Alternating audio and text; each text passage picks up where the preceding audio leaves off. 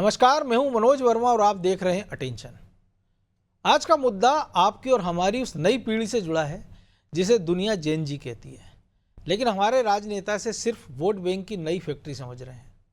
ये सवाल इसलिए उठ रहा है कि नीट पेपर लीक का घाव अभी सूखा नहीं था, कि सड़कों पर उतरे छात्रों के जूतों की धूल भी अभी साफ नहीं हुई, कि अचानक दिल्ली के सत्ता के गलियारों में छात्र प्रेम की बाढ़ आ गई है। जो सरकारें कल तक छात्रों के विरोध प्रदर्शनों को साजिश बता रही थी, आज उन्हीं के केंद्रीय मंत्री अब रोज एक यूनिवर्सिटी का चक्कर काटने का दावा कर रहे हैं, प्लानिंग कर रहे हैं, और इस योजना का नाम रखा गया है वन डे वन यूनिवर्सिटी।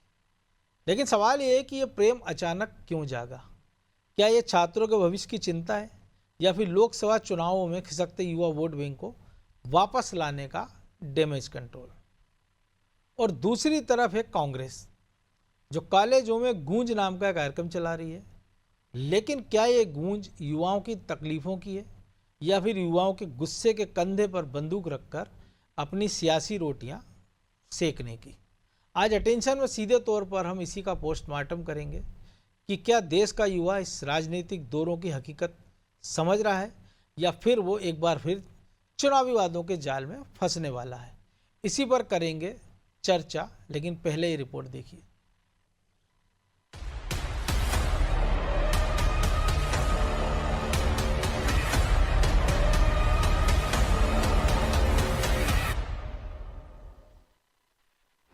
सत्ता की दौड़, जेनजी को साधने की होड़। दिल्ली की सड़कों पर जेनजी की आवाज गूंजी और अब उसी युवा आवाज ने देश की सियासत को भी अपनी रणनीति बदलने पर मजबूर कर दिया है। छात्र आंदोलनों के बाद बीजेपी ने युवाओं तक सीधी पहुंच बढ़ाने की तैयारी शुरू कर दी है। सरकार के स्तर पर वन डे वन यूनिवर्सिटी कार्यक्रम की योजना है, जिसमें रोज एक केंद्रीय मंत्री यूनिवर्सिटी जाकर छात्रों से संवाद करेगा। यानी जिस जेनजी को अब तक सिर्फ सोशल मीडिया पर एक्टिव युवा पीढ़ी माना जाता था, वही अब सियासी दलों के लिए एक संभावित निर्णायक वोटर बनती दिखाई दे रही है। बीजेपी की रणनीति है कैंपस तक पहुंचकर युवाओं को सुना जाए और उनकी समस्याओं को समझा जाए, ताकि इस वर्ग के बीच उसकी पकड़ मजबूत हो। हमारा मूल उद्देश्य है कि हम हमेशा भारत के भविष्य से संवाद करते हैं। ऐसा पहली बार नहीं जब भारतीय जनता पार्टी संगठन की ओर से या भारतीय जनता पार्टी सरकार के प्रतिनिधि युवाओं के मध्य जाकर संवाद कर रहे हो। नियमित रूप से समय काल परिस्थिति के आधार पर जैसी स्थिति बनती है, हम जाकर संवाद करते हैं। और संवाद और समन्वय दोनों भारतीय जनता पार्टी की कार्य पद्धति का हिस्सा है। तो संवाद समन्वय की उसी पद्धति और कार्य प्रणाली के तहत हम जाएंगे और देश के नौजवानों से संवाद करेंगे। लेकिन बीजेपी अकेली नहीं है। कांग्रेस ने भी जेनजी को साधने के लिए छात्रों की गूंज अभियान चलाने का ऐलान किया है। वो करीब 800 शहरों तक इसे लेकर जाएगी। राहुल गांधी भी इस अभियान के जरिए छात्रों से संवाद करेंगे। यानी दिल्ली के आंदोलन के बाद अब यूनिवर्सिटी और कॉलेज कैंपस सियासत का नया मैदान बनते दिख रहे हैं। छात्रों की गूंज पार्टी का कार्यक्रम कभी से चल रहा है और हमेशा युवाओं की बात को उठाते रहे। लेकिन भारतीय जनता पार्टी को आवश्यकता क्यों पड़ी? जंतर मंतर के बाद लगता भारतीय जनता पार्टी जागी, अब जेनजी और जेल अल्फा की तरफ देख रही है। तो क्यों दे? अभी तक आपको उन युवाओं की याद नहीं थी? राहुल गांधी तो इतने सालों से उनकी बात कर रहे थे, उनके साथ संवाद कर रहे थे, बैठ के कर रहे थे। आज क्यों भारतीय जनता पार्टी को? इस सवाल का जवाब बीजेपी दे। बीजेपी हो या कांग्रेस, दोनों समझ रही हैं कि युवा सिर्फ चुनावी आंकड़ा नहीं, बल्कि आने वाली राजनीति की दिशा तय करने वाली ताकत है। लिहाजा ये कहना शायद गलत ना हो कि दिल्ली के आंदोलन ने एक बात तो साफ कर दी है, जेनजी को नजरअंदाज करना अब सिर्फ किसी भी राजनीतिक दल के लिए आसान नहीं। यही वजह है कि बीजेपी संवाद के जरिए पहुंच बनाना चाहती है, तो कांग्रेस भी खुद को युवाओं से जोड़ने की कोशिश कर रही है। हालांकि अब देखना ये होगा कि 2028 की सियासत में जेनजी किसके साथ खड़ा होता है और किसके लिए युवा वोटर सत्ता की राह आसान करता है। ब्यूरो रिपोर्ट, अनादि टीवी।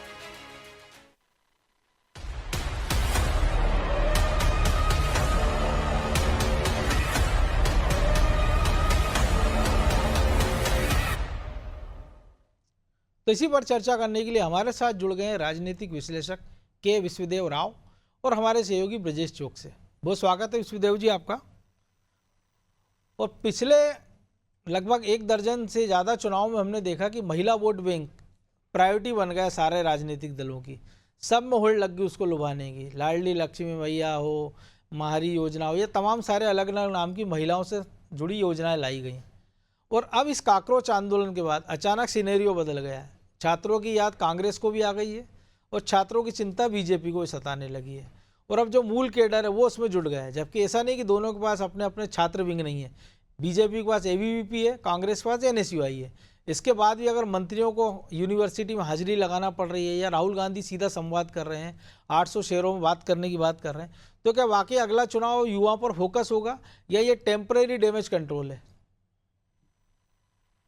मनोज भाई, एक बात तो तय है, जब से धर्मेंद्र प्रधान जी का इस्तीफा हुआ है और जंतर मंतर पे जो प्रदर्शन हुए कि जेनजी जो जिसको कहा जाता था कि मोबाइल पे रीले बनाना और ये सब चीजों पे ज्यादा शौक विस्तृत रखना, वो एक आंदोलन का बन चुकी है और सत्ता से उसको जवाब चाहिए। आपको याद होगा लोहिया जी भी कहते थे कि जिंदा कौम में 5 साल इंतजार नहीं करती और छात्रों को वो वही सबसे पहले राजनेता वही थे जो कहते थे छात्र राजनीति में आए वो ज्यादा बेहतर है। बिल्कुल, क्योंकि उससे छात्र राष्ट्र निर्माण में ज्यादा बेहतर तरीका होगा उसका। और जितने भी आज राजनेता देखते हैं वो कहीं ना कहीं छात्र जीवन में राजनीति करके ही आए। तो छात्रों को राजनीति से सवाल जवाब और संवाद ये भाजपा ने अच्छा तरीका चुना। लेकिन ये जो लोग छात्र राजनीति से आए, एक विडंबना ये भी है कि जिन राज्यों से आते हैं उनके अपने राज्यों में छात्र संघ के चुनाव बंद हैं। वो नहीं चाहते कि एक नई पौध निकले। हाई कोर्ट को या सुप्रीम कोर्ट को निर्देश करना पड़ते हैं भैया चुनाव कराइए।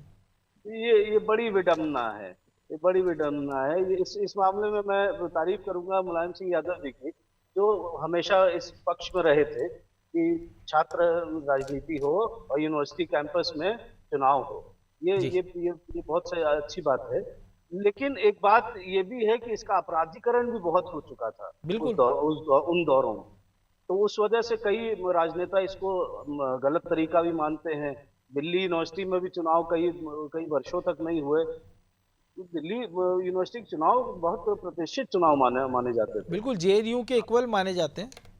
जी, अब आपके सवाल के जवाब पे आऊं मनोज भाई जी। तो ये सबसे बड़ा सवाल आज ये है कि इस जो जेन जी को वोट बैंक समझ के अगर आप कार्य करेंगे तो वो शायद बैकफायर कर जाए। क्यों? उसका कारण ये है क्योंकि आज का जेन जी सोशल मीडिया के तहत, जैसे कॉकरोच जनता पार्टी ने दिखाया भी, एकजुट हो गया है और वो संवाद चाहता है। आप उसको संवाद और उसके संवाद का अगर आप जवाब नहीं देंगे तार्किक तौर पे, तो वो आपको आपकी तरफ या आपके पक्ष में नहीं बैठेगा। तो कहीं ना कहीं वो नेगेटिव इम्पैक्ट भी हो सकता है। और एक बात और, यूजीसी के हिसाब से लेकिन नेगेटिव इम्पैक्ट तो दिखने लगा ना, क्योंकि जैसे झारखंड की बात करें कि ताजा परीक्षाओं को लेकर विवाद था, अब वो अड़ गया कि नहीं साहब 2020 तक की आप कैंसिल करिए। नतीजा हुआ कि जो लोग चयनित हो गए वो हाईकोर्ट गए और हाईकोर्ट ने पूरे उस प्रक्रिया पर रोक लगा दी है। जी बिल्कुल बिल्कुल, यही मैं कह रहा हूं मनोज भाई।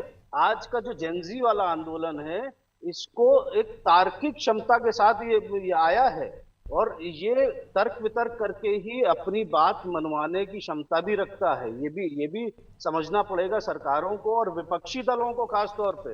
वो विपक्षी दल अगर कांग्रेस चाहेगी या समाजवादी पार्टी या बाकी और पार्टियां अगर सोचेंगी कि हम उनको अपनी तरफ मोल्ड कर लेंगे उनकी बात का समर्थन करके, तो ऐसा नहीं है। उनको तार्किक जवाब और तार्किक सवाल जो उनके हैं उसके जवाब चाहिए और संतुष्टि चाहिए, तभी वो आपके पक्ष में आएंगी। लेकिन ब्रजेश भाई, हमने ये भी देखा है कि जो नेता या जो राजनीतिक दल हम कह रहे थे युवा काकरोचों को आलोचना कर रहे थे, तमाम सारे आरोप, अब वो अचानक उनके लिए अच्छे हो गए हैं। कंगना रनौत का बयान भी हमने सुना, फिर जिस प्रकार से उन्होंने पलटी मारी, उस काकरोच आंदोलन का लाभ लेने का प्रयास राहुल गांधी ने भी किया, आम आदमी पार्टी ने भी किया, लेकिन उनकी चली नहीं कि छात्रों ने उनको स्पेस नहीं दिया। तो नतीजा हुआ कि जिनको फ़ायदा होना था वो आगे बढ़ गए और जिनको नुकसान होना था वो दूसरे तरीके से अब रास्ते तलाश रहे हैं। तो सबसे बड़ा सवाल है कि वो युवा तो अब तो समझ तो वो भी रहा होगा कि कौन से दल पहले क्या कह रहा था, अब क्या कर रहा है, उनका स्टैंड क्या है। अब देखने वाला चीज़ ये होगी कि उन युवाओं का स्टैंड क्या होगा और ये आंदोलन कितना आगे बढ़ाएंगे, क्योंकि या तो हर चीज़ पर आंदोलन करेंगे तो भी नुकसानदायक होगा, या जो तार्किक आंदोलन करेंगे तो शायद फायदेमंद होगा, जो राव साहब कह रहे हैं। देखिए राव साहब सही कह रहे हैं कि मध्य प्रदेश हो चाहे पूरा देश का युवा हो, युवा समझदार है। आज की तारीख में वो आंख बंद करके भरोसा नहीं करता है कि आपने कहा आप पे भरोसा कर देगा, आपने उसको टूल बनाने की कोशिश की तो वो टूल बन जाएगा। बिल्कुल, वो तर्क करता है, वितर्क करता है, वो सोशल मीडिया से वो विचारधाराओं को भरोसे नहीं रहता है, वो असल मुद्दों पर बात करता है। यदि आपने कोई नया मॉडल उसके सामने पेश किया, विपक्ष ने उसको लगा कि ये वर्तमान सरकार से बेहतर मॉडल है, तो निश्चित तौर पर उस पर भरोसा करेगा। आप सिर्फ उसका फायदा लेने के लिए आरोप लगाओगे और उन मुद्दों को हवा दोगे, सिर्फ इससे काम नहीं चलने वाला कि आप पे भरोसा करने लगेगा। तो आप देखिए दोनों ही राजनीतिक दल उनके बीच में जा रहे हैं ना। अब युवा दोनों से संवाद करेगा और संवादहीनता की वजह से तो इतना बड़ा घटनाक्रम हो गया। और युवा तो जो पहले भी था, यदि कोई एक नेतृत्वकर्ता बेहतर नहीं होगा तो युवा तो आप देखिए वो बहकने वाला होता है, जोश में होता है, तो जोश में कई बार होश भी खो देता है। हाँ होता है। हाँ, तो हमने जो जंतर मंतर पे भी देखा, जंतर कुछ मंतर लोगों में के भी कारण देखा। आंदोलन बदनाम तो होता क्या है। हुआ है कि चंद लोगों की वजह से, लेकिन आज का मौजूदा युवा वैसा नहीं है कि जैसे आप उसको उसका दुरुपयोग कर लो। वो समझदार है, वो देश दुनिया को देखता है, उसके बाद वो इस पर विचार करता है कि आपके मुद्दे क्या हैं, आप किस उस से जा रहे हो। हाल ही में हमने देखा पिछले कुछ समय पहले ही एक सर्वे हुआ था जिसमें लोकप्रियता देखी गई थी राहुल गांधी की, प्रधानमंत्री की, मुद्दे देखे गए थे जैन जी के कि किन मुद्दों पर वो, तो उसमें रोजगार भी था, शिक्षा भी एक माहौल था, शिक्षा के बेहतर क्या होगा, तो वो तमाम चीजें देखता है ना युवा। तो युवाओं पे फोकस वैसा ही होगा जैसे मनोज जी एक समय आया कि महिलाओं पे आपने फोकस किया, एक समय आया कि आपने सबसे निचले तबके पर फोकस किया, आपने उसको लालच दिया कि एक बत्ती कनेक्शन देंगे, भेड़ बकरी पे देंगे, आपको लोन देंगे, फिर मकान देंगे, क्योंकि आपको मालूम है कि एक मुश्त वोट बैंक मिलता है। अब जो लोग ये सोच रहे हैं कि जैन जी एक मुश्त हो जाएगा, या जो लोग ये सोच रहे हैं कि जैन जी वैसा ही जैन जी की तरह काम करेगा जैसा श्रीलंका में किया है, नेपाल में किया है, बांग्लादेश में किया है, तो मुझे लगता है विविधता वाला देश में ये संभावना कम है, क्योंकि यूथ है लेकिन वो बहकावे में नहीं आएगा। वो यूथ और इस यूथ में अंतर है। तो यदि ये तो हमने जंतर मंतर और रांची के यूथ में भी अंतर देख लिया। हाँ देख लिया। तो यदि कोई ये कल्पना कर रहा है कि हम श्रीलंका की तरह भड़का देंगे या नेपाल की तरह या बांग्लादेश की तरह, तो मुझे नहीं लगता है कि वो संभावना है हिंदुस्तान में। यहाँ का यूथ, चाहे आप जेपी आंदोलन देख लीजिए, चाहे इससे पहले जो आंदोलन खड़े हुए वो देख लीजिए, वो मुद्दों पर ही आया है और असल में, और लोकतांत्रिक तरीके से विरोध किया है। कोई अलोकतांत्रिक तरीके से नहीं किया कि राष्ट्रपति के भवन में घुस जाएंगे, प्रधानमंत्री कार्यालय में घुस जाएंगे, ये कर देंगे, वहां वैसी परिस्थितियां नहीं है। तो यहाँ मुद्दों के आधार पर होगी। अब दोनों ही राजनीतिक, जो प्रमुख राजनीतिक दल हैं, अन्य राजनीतिक दल हैं, उन्हें युवाओं से संवाद करना चाहिए, जिस तरह से कांग्रेस भी संवाद करने जा रही है और बीजेपी भी संवाद करने जा रही है। दोनों संवाद करें और संवाद के आधार पर उनको क्या चाहते हैं, उनका समाधान कैसे हो, तब कहीं जाकर आप उस पर उनका भरोसा जीत सकते हो और वो आप पे भरोसा कर सकते हैं। तो इस पर डिपेंड करेगा। तो आपको करना क्या है, आपको एक रोड मैप बनाना है। आपको ऐसा नहीं कि भाई ये सरकार में पेपर लीक हो रहे हैं तो पेपर लीक आज नहीं हो रहे, पहले से भी लीक होते रहे।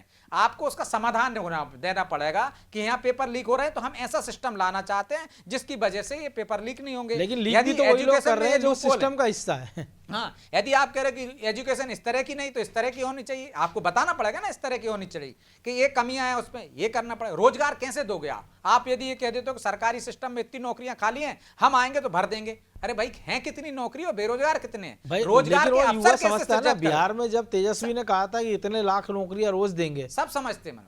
तो आप देखिए कि आज का यूथ वो है कि जो करोड़ों की नौकरी छोड़कर भी आ जाता है, देश में स्टार्टअप शुरू कर देता है। तो आप उसको बताइए, आप उसको राय दीजिए, एजुकेशन सिस्टम ऐसे बनाइए कि वो रोजगार की तरफ जाए। बिल्कुल, ना कि आपसे पढ़ा लिखा एक आदमी खड़ा कर दिया आपने सिर्फ सरकारी नौकर बनाने के लिए नहीं, आपको रोजगार देना है। तो रोजगार किस दिशा में देंगे, आप कंपनियां लाएंगे, किस तरह से आप उनमें स्वरोजगार के लिए आप उनको प्रेरित करेंगे, किस तरह से उनको फायदा, तमाम सारे मुद्दे हैं। तमाम सारे मुद्दे हैं। लेकिन राव साहब एक चीज हमने देखी है कि जो स्टूडेंट विंग है उनका काम है कि कैंपस की जो समस्या है, भाई फीस का मुद्दा है, पढ़ाई अच्छी नहीं हो रही है, शैक्षणिक गुणवत्ता अच्छी नहीं है, तमाम जो मुद्दे, वो उसकी जगह अपने राजनीतिक दलों का एजेंडा आगे बढ़ाने में लगे रहते हैं।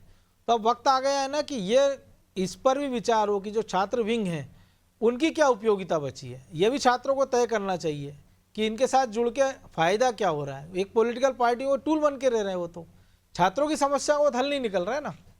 लेकिन मनोज जी अपने ही मध्य प्रदेश की बात करें एक मिनट राज साहब, कि मध्य प्रदेश में आप देखिए चाहे एनएसआई हो, चाहे या अखिल ABP भारतीय हो। विद्यार्थी परिषद हो, दोनों ही चाहते हैं कि चुनाव हो बिल्कुल प्रत्यक्ष प्रणाली से हो। तो कुछ मुद्दों पर तो छात्र एक हैं जब उनकी एक बात हैं। आती है तो। मनोज भाई, ब्रजेश भाई बिल्कुल सही बात कह रहे हैं। उन्होंने एक बात जो बोली कि बांग्लादेश, नेपाल और इसकी तरह यहाँ पर श्रीलंका इस तरह या का तमाम आंदोलन, जी श्रीलंका या बाकी और देशों की तरह यहाँ भारत में आंदोलन ऐसे नहीं हो पाएंगे। जेपी आंदोलन की बात करी ब्रजेश भाई ने, बिल्कुल सही बात करी। जो भी आंदोलन भारत में हुए हैं वो तार्किक तौर पे हुए हैं। यहाँ का युवा पढ़ा लिखा है और पढ़ लिख के बात करता है। आप जो आपने भी बात बोली कि जंतर मंतर पे कुछ लोग, और जेपी आंदोलन तो तब हुआ जब लिटरेसी इतनी नहीं थी, तब से आज बिल्कुल। तो हम डबल से ज्यादा साक्षरता डबल दर से हो गई। ज्यादा हो गए और बहुत बहुत आगे बढ़ चुके हैं। आप जो बात कह रहे थे मनोज भाई कि जंतर मंतर पे कुछ मछलियां जैसे तालाब को गंदा कर देती हैं, वही हरकतें जेनजी आंदोलन को डिफेम करने के लिए, भद्दा बनाने के लिए जी। की गई थी, जो वीडियोस हम लोगों ने देखे।